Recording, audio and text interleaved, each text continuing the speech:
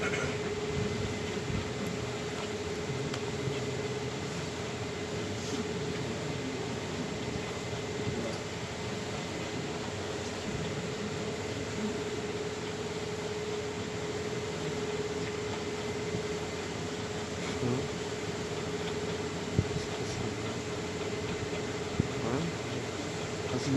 حول ولا قوة إلا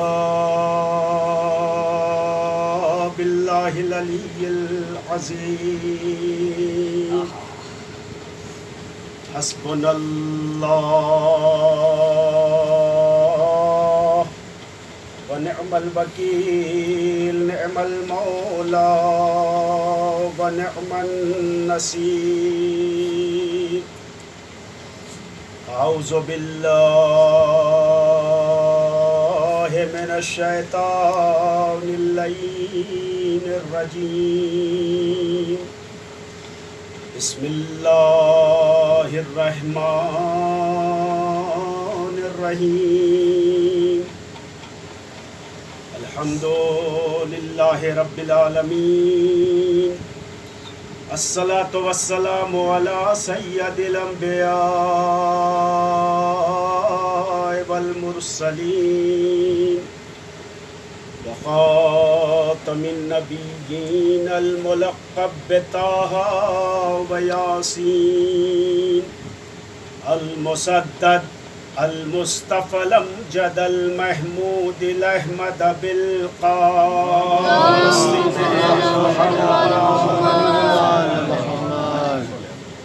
وآله الطيبين الطاهرين المعصومين المظلومين المنتجبين المنتخبين ولعنة الله على أعدائهم وقتلتهم وغاصبي حقوقهم ومنكري فضائلهم أجمعين من يومنا هذا إلى قيام يوم الدين أما بعد فقد قال الله تبارك وتعالى وقوله الحق بسم الله الرحمن الرحيم الله ولي الذين آمنوا يخرجهم من الظلمات إلى النور صلوات اللهم صل على محمد وعلى سامعین بزرگان قوم و ملت عزاداران سرکار سید الشہداء اور غم گساران سرکار باب الحوائج حضرت ابوالفضل عباس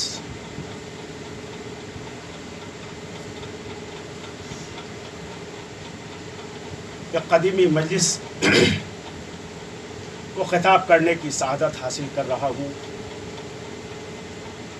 تقریباً اپنے بچپن سے میں اس مجلس میں شرکت کرتا چلا آ رہا ہوں اور مجھے اب تک نہیں یاد ہے کہ شاید کہ پچھلے 40 سال تو ہو ہی گئے کہ جب سے میں کبھی بھی اس مجلس کو مس کیا.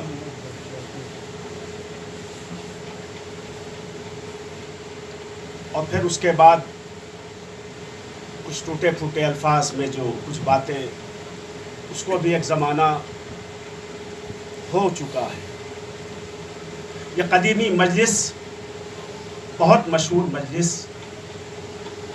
جو سرکار باب الحوائج کے نام سے مشہور ہے. بعد مجلس علم مبارک برآمد ہوتا ہے اور 6 تاریخ کی اس مجلس کی خاصیت یہ ہے، ممکن ہے آپ بھی محسوس کرتے ہو، مجھے بہرحال اس کا احساس ہوتا ہے کہ آ رہی ہے در و دیوار سے خوشبوئے وفا، ایسا لگتا ہے کہ اس وقت یہی ہے عباس.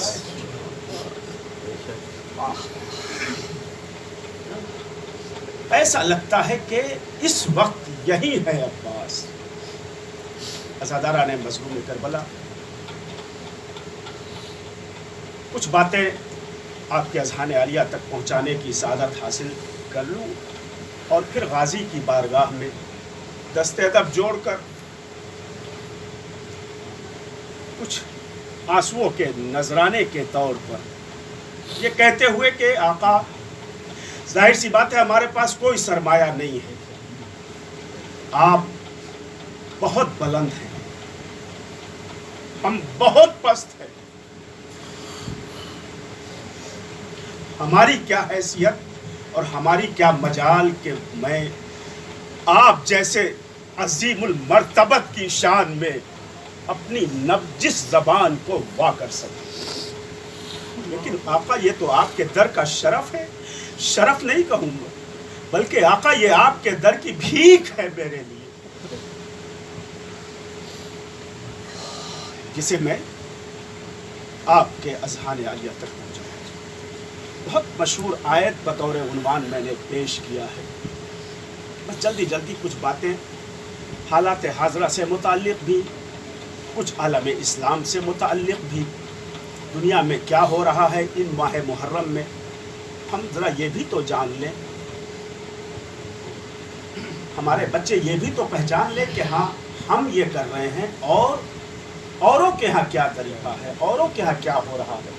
اور بہت دور جانے کی ضرورت نہیں ہے، بہت دور جانے کی ضرورت نہیں ہے، بس ایک اصول آپ کو دیے دیتے ہیں کہ جب محرم کا چاند نکلے تو اردو پیپر خرید لیجیے اور پھر اس میں جو ہیڈنگ لگی رہے اس ہیڈنگ کو دیکھ لیا،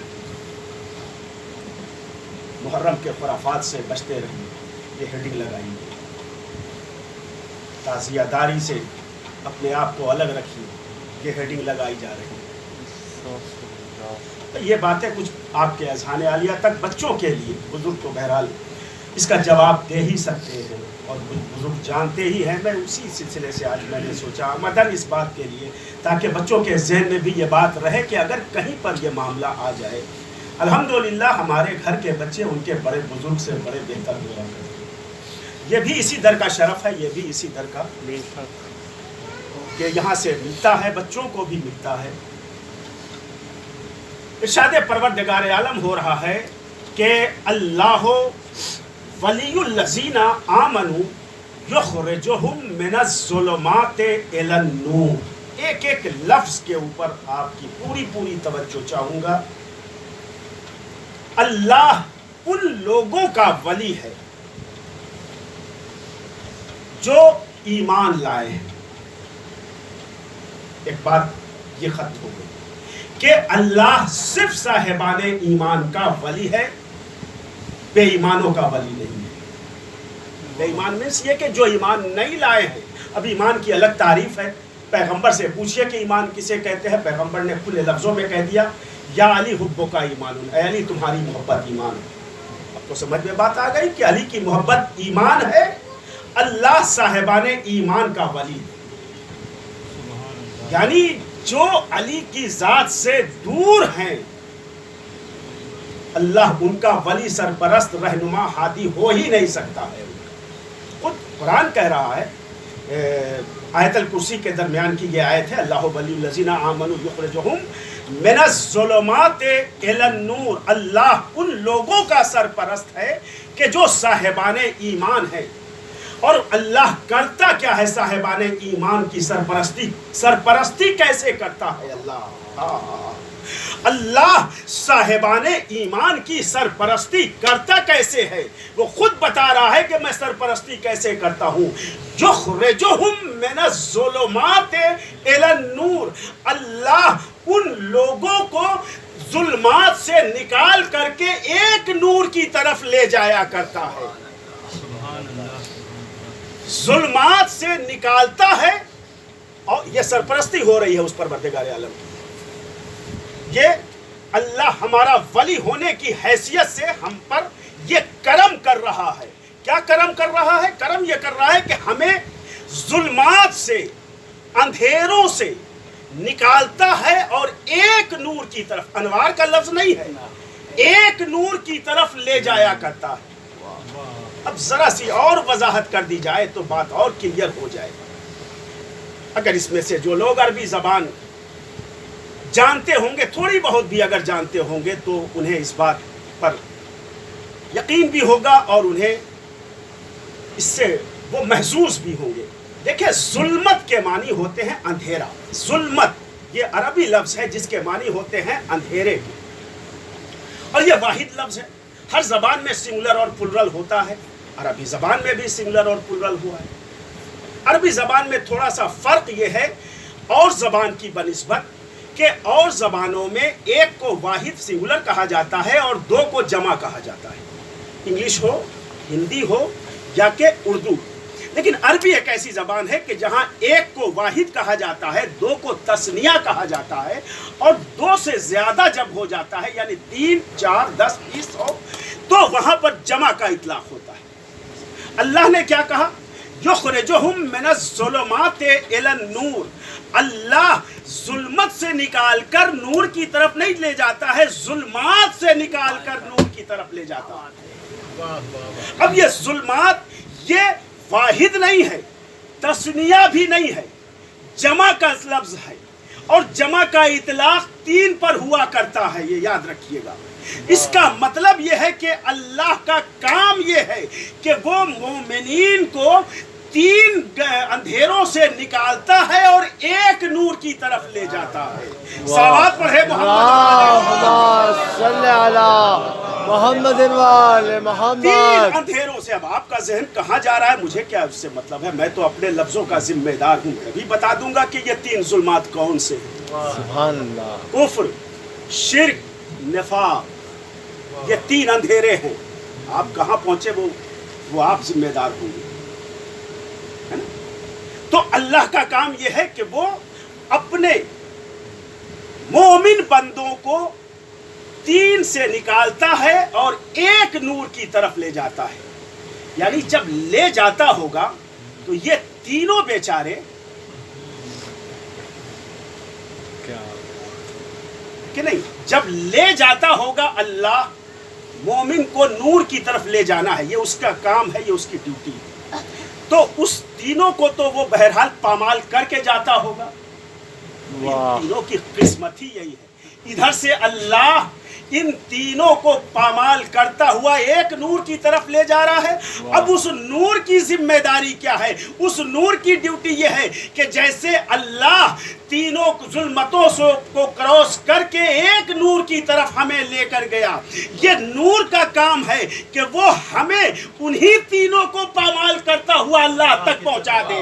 صلوات پڑھ دے محمد اور یہ بیچارے تینوں تو ادھر سے بھی مارے گئے، ادھر سے بھی مارے جا رہے ہیں، اللہ کی طرف سے بھی گئے، علی کی طرف سے بھی، اس لیے کہ اللہ ادھر سے لے کر جا رہا ہے تب بھی یہ درمیان میں پس رہے ہیں۔ علی جب اپنے مومن بندوں کو ادھر سے لے کر اللہ تک جا رہا ہے، جب بھی یہ درمیان میں آ کر پس رہے ہیں، تو ان تینوں کی قسمت تھی، ہے نا؟ یہ کفر، شرک اور نفاق۔ اللہ نے اسی لیے قرآن مجید کے ایک مقام پر یہ آواز دی کہ قد جاءکم من اللہ نور و کتاب مبین، اللہ کی طرف سے ایک کتاب نازل کی گئی ہے اور ایک نور نازل کیا گیا ہے، ایک کتاب اور ایک نور۔ کتاب قد جاءکم من اللہ نور و کتاب مبین، ایک نور اور ایک کتاب۔ کیا بلاغت ہے پروردگار عالم کی کہ اس نے نور کا لفظ پہلے رکھا ہے، کتاب کا لفظ بعد میں رکھا ہے۔ یہ نہیں کہا، وہ اگر چاہتا تو یہ بھی کہہ سکتا تھا کہ ہم نے ایک کتاب اور ایک نور نازل کر دیا، لیکن اس نے ایسا نہیں کہا، اس نے کہا کہ ہم نے ایک نور اور ایک کتاب کو بھیجا۔ اس کا مطلب یہ ہے کہ پروردگار عالم بھی آنے والے زمانے کو دیکھ رہا تھا کہ کہنے والا یہ بھی کہے گا کہ ہمارے لیے کتاب کافی ہے، لہذا اللہ نے اس کتاب کو پڑھنے کے لیے، سمجھنے کے لیے، غور و فکر کرنے کے لیے نور کو پہلے بھیج دیا ہے، کتاب کو بعد میں بھیجا۔ بھئی یہی وجہ ہے عزیزان محترم، یہ بتائیے انصاف سے کہ 23 رمضان پہلے آتی ہے یا 15 رمضان پہلے آتا ہے؟ بھئی 15 رمضان پہلے آتا ہے۔ اللہ نے 15 رمضان کو نور بھیجا، 23 رمضان کو کتاب نازل کی ہے۔ صلوات پڑھتے محمد اللہم صلی علی محمد پہلے اس کی محمد۔ تفسیر بہرحال بننا تھا اور تفسیر کیا، میں نے ہمیشہ اس سے پہلے بھی آپ کی میری گفتگو اگر آپ کے ذہنوں میں ہوگی، میں نے یہی ہمیشہ کہا ہے اور ہمیشہ کہتا رہوں گا کہ اللہ نے پورے قرآن میں دعویٰ کیا ہے، آل محمد نے ہمیشہ اس کی دلیل پیش کی۔ اللہ نے دعویٰ یہ کیا کہ میں نے نور کو بھیجا اور کتاب کو بھیجا، تو آل محمد نے اس کی دلیل یہ دکھلا دی کہ دیکھو 15 رمضان کو اللہ نے ایک نور کو بھیجا ہے اور 23 رمضان کو کتاب، تاکہ کل کو کوئی یہ نہ کہنے پائے کہ پالنے والے تو نے کتاب تو بھیج دیا تھا مگر کائنات میں اندھیرا تھا، میں کتاب کو پڑھتا تو کیسے، میں ہدایت لیتا تو کیسے لیتا۔ لہٰذا اللہ نے پہلے روشنی کا انتظام کر دیا، پہلے نور کا انتظام کر دیا، پھر کتاب کو بھیجا کہ اب کوئی یہ بھی نہ کہنے پائے کہ ہاں ہم نے کتاب سے استفادہ نہیں کیا، ہم کیسے کتاب سے استفادہ کرتے، ہدایت پاتے۔ یہ ہے کمال پروردگار عالم۔ عزیزان محترم، اس پروردگار عالم نے ہدایت کے بہت سارے انتظام کیے ہیں، میں اس پوری تفصیل کے طرف نہیں لے جانا چاہتا ہوں، لیکن ایک بات تو یہاں سے یہ شروع ہوتی ہے کہ اللہ نے ہدایت کا جو بھی انتظام کیا ہے اور جسے بھی اپنی طرف سے منتخب کر کے اس کائنات میں انسانوں کی ہدایت کے لیے بھیجا ہے، اللہ نے اسے اپنی طرف منسوب کیا ہے، اسے اپنی طرف منسوب کیا ہے۔ اگر کسی کو خلیفہ بھی بنایا ہے، اللہ نے بنایا ہے، تو اپنی طرف منسوب کیا ہے، دوسروں کی طرف نہیں۔ اللہ کا بنایا ہوا خلیفہ بھی جو ہوتا ہے وہ خلیفۃ اللہ ہوا کرتا ہے۔ آدم کو کسی نے خلیفۃ المسلمین نہیں لکھا ہے آج تک۔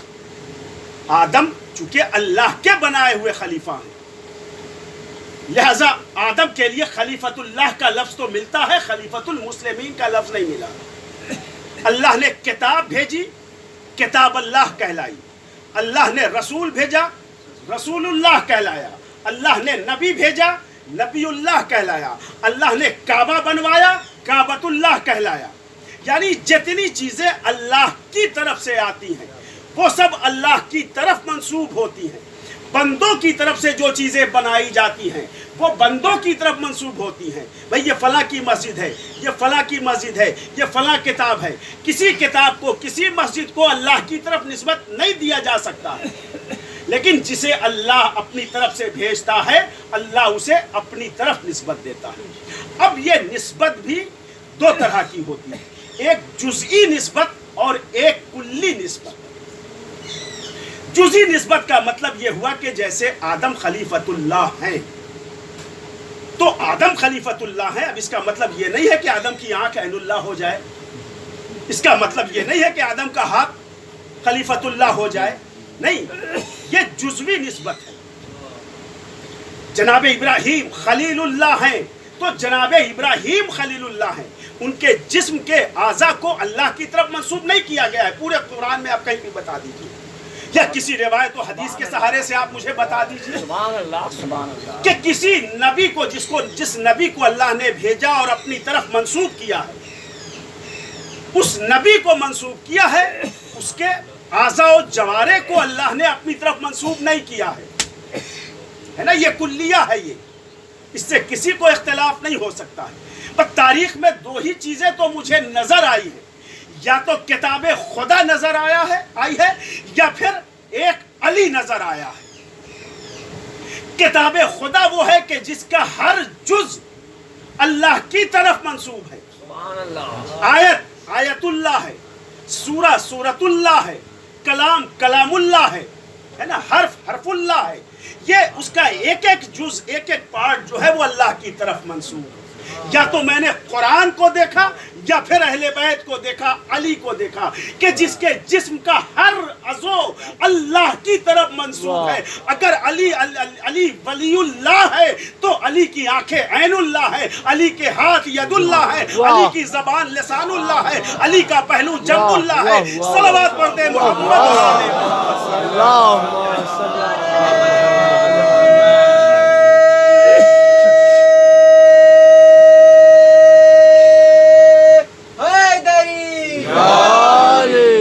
کہ نہیں، یہ علی کی فضیلت ہے۔ عزیزو، علی کی فضیلت، علی بہت بلند ہے، بہت بلند ذات کا نام علی ہے۔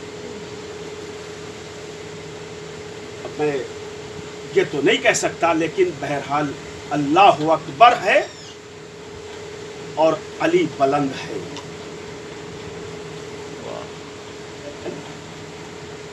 آج محرم کا زمانہ تو چل ہی رہا ہے. ہر جگہ الحمدللہ مجالسوں کا سلسلہ چل رہا ہے. لیکن تبلیغ کرنے والے پتہ نہیں کہاں کہاں پہنچ جاتے ہیں. اور عالم یہ ہوتا ہے کہ اپنی روٹی اپنے ساتھ، اپنا بستر اپنا کاندھے پر، اپنے کاندھے پر، اپنا چولہا، اپنا توا، لوٹا سب اپنے کاندھے پر لے کر چلتے ہیں. کہاں کہاں پہنچ رہے ہیں تبلیغ کرنے والے، مگر اسی حالت میں پہنچ رہے ہیں. کیا ہے بھائی؟ تو تبلیغ. میں آپ سے پوچھنا یہ چاہتا ہوں کہ آج سے نہیں، 1400 سال سے مجلس عزا ہو رہی ہے، فرش عزا بچھایا جا رہا ہے. آپ کوئی ایک انسان کو مجھے بتا دیجئے کہ جو انسان صبح سے شام تک مجلسوں میں شرکت کرتا ہو، اپنے ساتھ اپنے گھر سے روٹیاں لے کر گیا ہو. کیا بات ہے. ایک انسان آپ مجھے پوری دنیا میں پوچھنا چاہتا ہوں کہ جو اپنے ساتھ اپنے گھر سے اپنی کھانے کے لیے روٹی، کیا حسین کے چاہنے والوں کو بھوک نہیں لگتی ہے؟ نہیں، بھوک لگتی ہے، مگر یقین نے اس کے شکم کو اتنا سیر کر دیا ہے، اتنا سیر کر دیا ہے کہ ہمیں بھوک کی کیا پرواہ ہے. یہ در وہ ہے کہ جہاں سے جو چاہیں گے ملے گا. تبرک اتنا ملتا ہے اس در سے. عزیزان محترم، میں نے کربلا سے پہلے جتنے فرقے ہوں گے وہ ہوں گے، مجھے نہیں پتا ہے کہ کتنے فرقے تھے، کتنے طرح کے لوگ دنیا میں تھے، لیکن میں نے جو فیصلہ کیا ہے وہ یہ فیصلہ کیا ہے کہ کربلا کے بعد صرف 2 طرح کے لوگ دنیا میں زندہ ہیں، بستے ہیں. یا تو حسینی ہوں گے یا یزیدی ہوں گے، بس. یا تو حسینی یا یزیدی، تیسرا کوئی نہیں. اور اس کی پہچان کون حسینی ہے کون یزیدی ہے، بچوں فرش عزا پر آ جائے، جس کے دلوں میں حسین کا غم تڑپا دے جس کے دل کو، وہ سمجھ لیجیے اس میں مذہب کی میں قید نہیں لگا رہا ہوں کہ شیعہ ہوگا، سنی ہوگا، ہندو ہوگا، بھابی ہوگا، نہیں، وہ حسینی ہوگا. اور جو فرش عزا کی مخالفت کرتا ہوا، جو مجلس حسین کی مخالفت کرتا ہوا نظر آئے، سمجھ لیجئے گا کہ وہ یزیدی ہے. بے شک یہ پہچان ہے. اس لیے کہ امام حسین کو کسی ہندو نے نہیں قتل کیا تھا، امام حسین کو کسی یہودی نے قتل نہیں کیا ہے، امام حسین کو کسی عیسائی نے، کسی مجوسی نے قتل نہیں کیا ہے. امام حسین کا قاتل مسلمان تھا، جو اپنے آپ کو مسلمان کہتا تھا. تو جب وہ بھی مسلمان، بھائی قتل کرنے والا بھی مسلمان، قتل ہونے والا بھی مسلمان، اور اس قربانی کی یاد منانے والا بھی مسلمان، اب یہ کیسے آپ ثابت کرو گے کہ آپ کدھر کے ہیں؟ بہت توجہ عزیزان محترم. یونان یورپ کا ایک بہت پرانا ملک ہے یونان، اور بہت پڑھا لکھا، بڑے پڑھے لکھے لوگ وہاں پائے جاتے ہیں. بڑے بڑے فلاسفر دنیا کو دیا ہے یونانیوں نے. اسی یونان میں کسی زمانے میں ایک شخص رہا کرتا تھا کہ جس کا نام تھا افلاطون. بہت مشہور ذات افلاطون. یہ وہ ذات ہے کہ جس نے جمہوریت کا پہلا سبق دیا ہے دنیا والوں کو، اور ووٹنگ کا جو طریقہ ہے یہ اسی نے ایجاد کیا تھا. وہ اس زمانے میں جو بھی رہا، اس کا ایک شاگرد جس کا نام سقراط، ایک تو افلاطون اور اس پر ان کے شاگرد سقراط. سقراط بھی نہایت پڑھا لکھا انسان، بہت بڑا فلاسفر، ورلڈ ہسٹری میں اس کا اپنا ایک مقام اور نام آتا ہے. افلاطون کا شاگرد تھا، اس زمانے میں جو بادشاہ تھا، کسی بات پر سقراط سے اس بادشاہ سے کوئی ٹکراؤ ہو گیا، بات یہاں تک پہنچی کہ دونوں میں جھگڑا ہو گیا، اور اس زمانے کے بادشاہ نے پیالے میں زہر ملا کر کے اور سقراط کو پلا دیا، اور سقراط کا انتقال ہو گیا، بات ختم ہو گئی۔ یہ واقعہ آج سے 2500 سال پہلے، 2500 برس پہلے کی بات ہے، 2500 برس پہلے کی بات ہے۔ ابھی 13 برس پہلے کی بات میں عرض کر رہا ہوں کہ اسی یونان میں وکیلوں نے ایک میٹنگ کیا، اور میٹنگ کرنے کے بعد ان لوگوں نے یہ فیصلہ کیا کہ ہم لوگ ایک ٹیم بنائیں اور سقراط کے قاتل پر کیس کریں۔ چنانچہ ان لوگوں نے سقراط کے قاتل پر کیس کیا، یہ عدالت میں یہ کیس ایکسپٹ بھی ہوا، جج نے اس کیس کی سنوائی بھی کی، وکیل نے گواہ بھی پیش کیا، جج نے سنوائی بھی کی، اور پورے پروسیس کے بعد پھر اسی جج نے سقراط کے قاتل کو سزائے موت کی سزا سنائی، سزائے موت کی سزا سنا دی اس زمانے کے، وہ آج سے 13 برس پہلے کی جج نے۔ یہ بات بڑی حیران کن بات تھی کہ نہ قاتل کے قبر کا پتہ ہے، نہ مقتول کی ہڈی کا پتہ ہے، یہ اس پرانی داستان کو کیوں زندہ کیا جا رہا ہے؟ اب صحافیوں کو بھی بے چینی پیدا ہوئی، کچھ صحافی یونانیوں کے پاس گئے اور جانے کے بعد کہا کہ بھائی یہ بتا دے کہ یہ تو 2500 سال پہلے کا واقعہ ہے، اب کیا ضرورت تھی کہ سقراط کے قاتل پر کیس کیا جائے، اور جج کو کیا ضرورت تھی کہ وہ سقراط کے قاتل کو سزائے موت سنائے؟ یہ سارا اتنا جو یہ 6 مہینہ 8 مہینہ سال بھر کے اندر یہ سب جو ہوا، اس کی ضرورت کیا محسوس کیا؟ سنیں تو ان یونانیوں نے یہ کہا کہ بھائی مقصد وجہ صرف یہ ہے کہ سقراط بھی یونانی تھا، قاتل بھی یونانی تھا، مقتول بھی یونانی، اور ہم سب یونانی۔ اب یہ کیسے پتا چلے کہ ہم قاتل والے ہیں یا مقتول والے ہیں؟ اپنی پارٹی پوزیشن کو کلیئر کرنے کے لیے ہم نے کیس کیا، جج نے سقراط کے فیور میں فیصلہ دیا اور قاتل کو سزائے موت سنائی۔ کچھ ہونا نہیں ہے اس سے، مگر مقصد ہمارا صرف یہ تھا تاکہ دنیا والوں کو یہ پتا چل جائے کہ ہم قاتل والے نہیں، ہم مقتول والے ہیں۔ بھئی آج سے 1400 سال پہلے عرب کی سرزمین پر، عراق کی سرزمین پر ایک نبی کے بیٹے کا قتل ہوا، قتل کرنے والا بھی مسلمان، قتل ہونے والا بھی مسلمان، اور تعزیہ داری کرنے والا بھی مسلمان، عزاداری کرنے والا بھی مسلمان۔ تو اب یہ کیسے پتا چلے کہ ہم جو مسلمان ہیں یہ مقتول والے مسلمان ہیں کہ قاتل والے مسلمان ہیں؟ اسی لیے ہم فرش عزا ہر سال محرم میں بچھایا کرتے ہیں، تاکہ دنیا کو پتا چل جائے کہ جو فرش عزا بچھایا کرتا ہے وہ مقتول والا ہوا کرتا ہے، جو فرش عزا کی مخالفت کرتا ہے وہ قاتلوں والا ہوا کرتا ہے۔ صلوات پڑھتے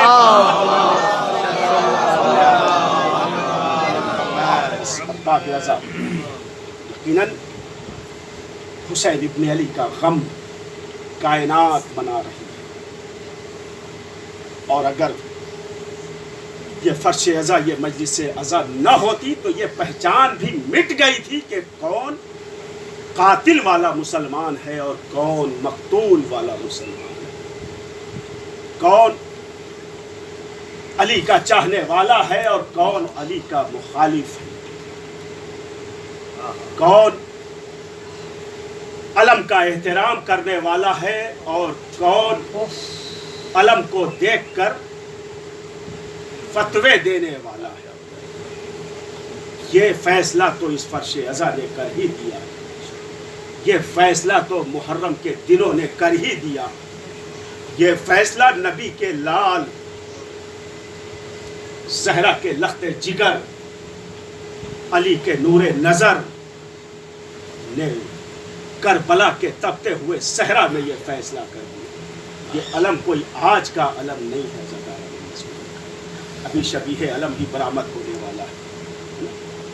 اسی لیے اپنی ابتدائی گفتگو میں آقا سے اجازت طلب کرنے کے لیے صرف ایک شعر ان کی بارگاہ میں پیش کیا تھا، اپنی بچی کا اگر نام سکینہ رکھ لو تم کو عباس دلاور کی زیارت ہوگی۔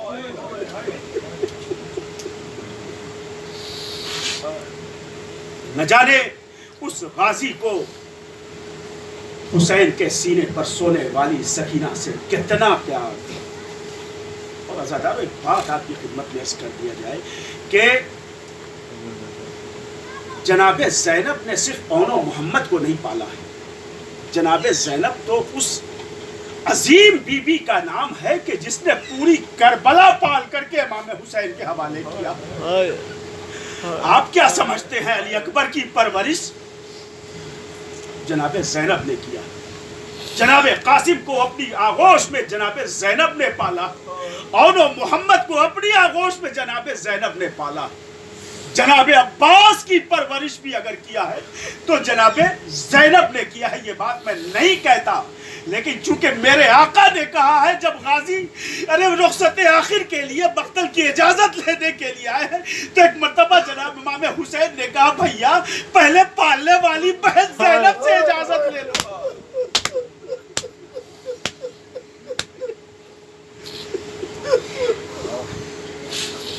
امام حسین کا یہ جملہ بتا رہا ہے کہ غازی کو جناب زینب نے پالا تھا۔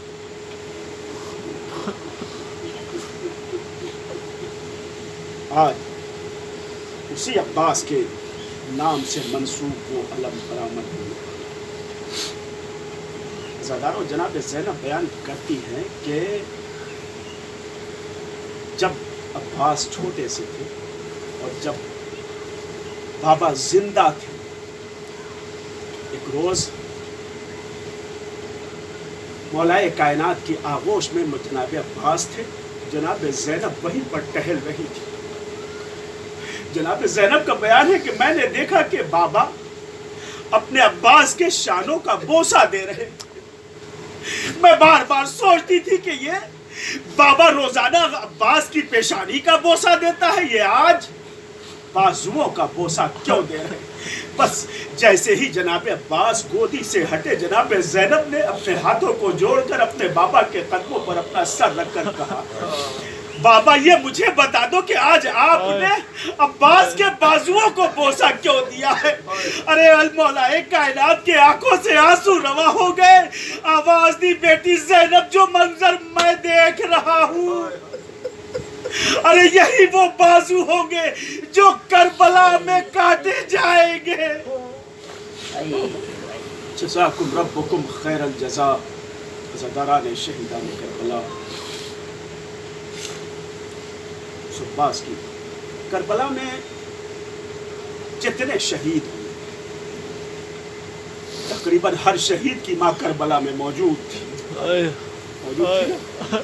علی اکبر کی ماں ام لیلہ کربلا میں تھی، جناب قاسم کی ماں ام فروہ کربلا میں موجود تھی، اون و محمد کی ماں جناب زینب کربلا میں موجود تھی، علی اصغر کی ماں رباب کربلا میں موجود تھی، ہر شہید کی ماں کربلا میں موجود تھی۔ میرا لاکھوں سلام میرے آقا عباس کے اوپر، ہر شہید کی ماں کربلا میں موجود تھی، مگر غازی کی ماں کربلا میں نہیں تھی بلکہ مدینے میں تھی۔ یہی تو وجہ ہے کہ جب عباس کے شان قلم ہونے لگے، ایک مرتبہ غازی نے مدینے کا رخ کیا، آواز دی اماں،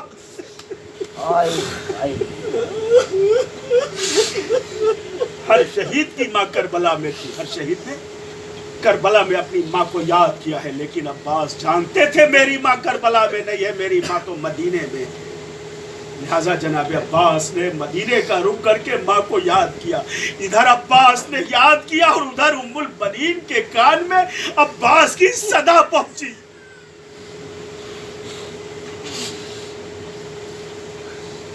وقت وہ آیا، آج ہی میں ایک کتاب دیکھ رہا تھا جس میں یہ لکھا ہے کہ جب روز عاشورہ آیا ہے، حبیب شہید ہو گئے، مسلم شہید ہو گئے، सुहैर शहीद सब शहीद हो गए। जब आइज़ा की बारी आई है, सुबह की अजान से लेकर और असर से थोड़ा पहले तक जनाब अब्बास इमाम हुसैन के पास 80 मरतबा आए हैं।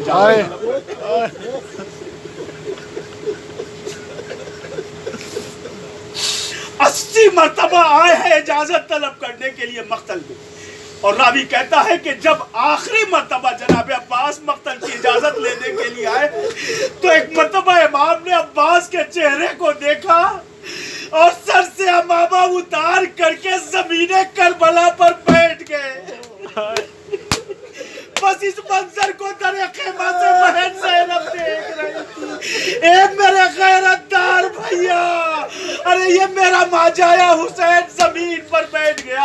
अज़ादारों, जमीन पर बैठना एक अरब के लिए, एक बहादुर के लिए बहुत बड़ी बात हुआ करती थी। जब वो जमीन पर बैठ जाए, अब्बास ने जब आखिरी मर्तबा मक्तल की इजाजत तलब की, हुसैन कमर थाम कर जमीन पर बैठ गए। अब हुसैन को भी यकीन हो गया कि अब ज़ैनब के पर्दे का मुहाफिज जा रहा है। अज़ादारों, अब तक जितने लाशें आते थे तो ज़ैनब कभी वाह मोहम्मदा कहती थी। अरे जब अली अकबर की मैयत आई, ज़ैनब ने वाह मोहम्मदा का नारा बुलंद किया। जब कासिम का लाशा आया, ज़ैनब ने वालिया का नारा बुलंद किया। लेकिन जब गाजी के कटे हुए शाने लेकर अरे इमाम आए हैं, ज़ैनब खड़ी हो गई। आवाज दी वाह हिजाबा, ए ज़ैनब के पर्दे लो। अज़ादारों, अब्बास का आलम आ गया। अरे शबीए आलम की ज़ियारत करो।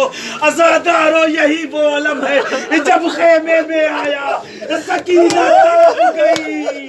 ए फुफी अम्मा, अब मैं चचा से पानी न मांगूंगी। मेरा चचा फेफड़ा से न आया, मेरा चचा